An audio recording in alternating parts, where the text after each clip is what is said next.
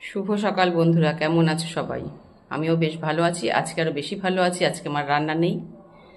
তা গোপালকে তুলে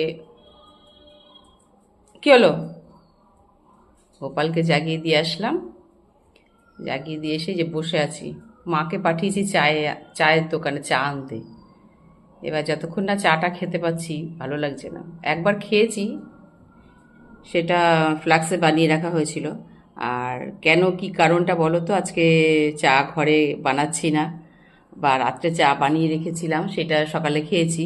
এবার আর একবার চা খাবো, সেই চা তো শেষ হয়ে গেছে, তো দোকানে পাঠিয়েছি। আজকে আমাদের এখানে শীতলা পুজো, এজন্য আমাদের আজকে গ্যাস ধরাতে নেই। তা চা তো খেতেই হবে, যেইভাবে হোক। চাটা বন্ধ যাবে না, কিন্তু রান্না বন্ধ আজকে, কিন্তু চা খাওয়াটা বন্ধ যাবে না। তাই মাকে পাঠিয়েছি, দোকানে বসে আছি। এবার চাটা খেলে একটু মুডটা ভালো আসবে। এখন আর ঝিমাচ্ছি, কথা বলছি।